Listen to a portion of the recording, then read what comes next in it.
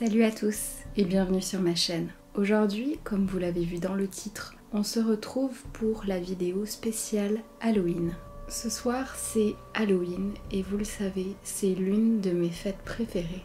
J'adore Halloween et Noël, enfin j'adore toutes les fêtes du coup. De toute façon, du moment qu'on peut manger quelque chose, ça me va. On n'était pas du tout là pour ça, on va se mettre dans l'ambiance et on va se calmer un peu. Pour cette année, j'avais envie de parler avec vous et de vous raconter 5 histoires que j'ai sélectionnées, que j'adore ou que j'ai découvert en cherchant et que j'ai trouvées assez étranges ou plutôt intéressantes. Je ne parle pas aussi fort que d'habitude dans mes vidéos et pour une bonne raison, tout simplement pour qu'on puisse se mettre dans l'ambiance. Donc c'est parti pour la première histoire. L'expérience scientifique. En 1983, une équipe de scientifiques a décidé de monter une expérience pour réussir à communiquer avec Dieu. Ces scientifiques pensaient que nos sens nous empêchaient de rentrer en contact avec lui, qu'ils nous bloquaient. Ils décidèrent donc de retirer les 5 sens d'un cobaye en lui retirant la vue, l'odorat, l'ouïe et le sens du toucher. Au bout de 4 jours, l'homme, qui parlait à voix haute, prononçait des phrases sans queue ni tête ou parfois totalement incompréhensibles. Il ne s'entendait pas pour rappel. Au bout de 4 jours, il commença à entendre des voix. Il ne comprenait pas réellement ce que ces voix essayaient de lui dire. Les scientifiques pensaient qu'à ce stade-là, c'était plus un début de psychose que réellement Dieu ou quelqu'un qui essayait d'entrer en contact avec lui. Le 6e jour, cet homme déclara entendre la voix de sa femme décédée. Les scientifiques commençâmes donc à le croire et il fut convaincu quand celui-ci apporta des preuves, les noms de personnes décédées autour d'eux. Après plusieurs semaines, l'homme commença à être dérangé, apeuré, agité. Il disait entendre des centaines de voix différentes dans sa tête. Il se mit à crier « Pas de paradis, pas de pardon » et chercha à plusieurs reprises à se donner la mort en s'arrachant des morceaux de peau. Les scientifiques pensèrent qu'ils étaient donc proches de réussir à rentrer en contact avec Dieu. Ils l'attachèrent donc pour l'empêcher de se faire du mal. L'homme pleura pendant des semaines. Un jour, un scientifique s'asseyait à côté de cet homme. Il tourna la tête vers le scientifique et lui dit « Dieu n'est plus là, il nous a abandonnés. » L'hypnologie. Cette histoire se déroule dans les années 1940 en Russie. Des chercheurs ont tenté de garder éveillés pendant 15 jours à l'aide d'un gaz stimulant 5 prisonniers politiques. Ils étaient enfermés dans une pièce sans fenêtre, avec seulement des micros à l'intérieur pour les écouter et les surveiller. Pendant les 5 premiers jours, les prisonniers se racontèrent leur passé. Il n'avait rien d'étrange ou d'alarmant là-dedans. À l'aube du 6e jour, les premiers signes de folie firent leur apparition. Un des prisonniers courait en hurlant pendant que les autres s'amusaient à murmurer dans le micro. À partir du 10e jour, ce fut le silence le plus total. En analysant la consommation d'oxygène, les chercheurs se rendirent compte que tous les prisonniers étaient vivants, mais de plus éveillés. Les micros fonctionnaient toujours et ils passèrent donc un message dans la pièce. Nous allons entrer dans la chambre pour tester les microphones. Restez loin de la porte ou vous serez abattus. Si vous respectez ces règles, l'un de vous sera libre. Mais contre toute attente, une voix leur répondit. Non, nous ne voulons pas être libres. À la fin de cette expérience, au 15e jour, la pièce fut ouverte. Les chercheurs découvrirent une pièce tapissée de sang, du sol au plafond. Un des 5 sujets était mort. Les autres se mirent à crier et à supplier qu'on leur remette ce gaz stimulant.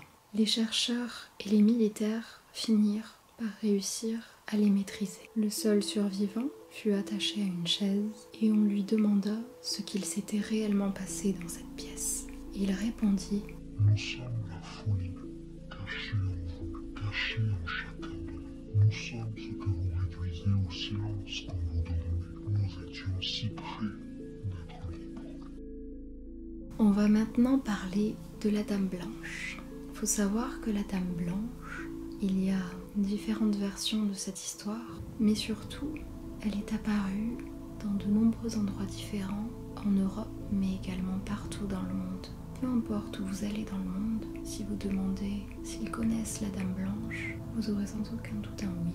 C'est ça qui est le plus étrange dans ces histoires-là, c'est qu'on ne sait pas exactement d'où cela vient et tout le monde sait. J'ai décidé de prendre cette histoire en particulier car elle a été racontée par un médecin qui, en tout cas en apparence, est quelqu'un qui relate seulement les faits et qui ne croit pas à tout ce qui est trop surnaturel. Le témoignage date de 1977.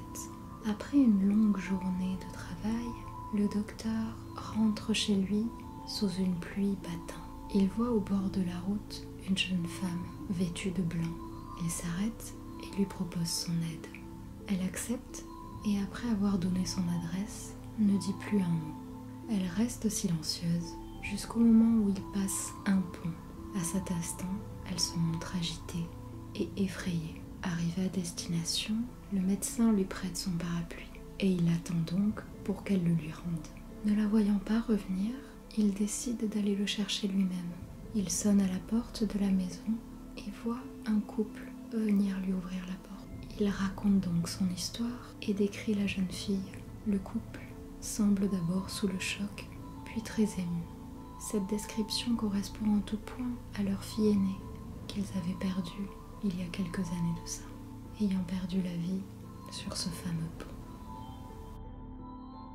On passe maintenant à la quatrième histoire que vous avez déjà entendue, à mon avis, Bloody Mary. Voici la célèbre légende de Bloody Mary, une entité sanglante qui apparaît dans les miroirs lorsqu'on l'invoque. Cette histoire est tellement connue aux États-Unis qu'un essai lui a été consacré. Pour certains, c'est la Vierge Marie qui vient avertir de ne pas se moquer d'elle. Pour d'autres, c'est une femme ayant perdu la vie dans un accident de voiture. Cela peut être également une sorcière, brûlée vive ayant jeté une malédiction et qui hante les miroirs pour attaquer ceux qui ont le courage de l'invoquer.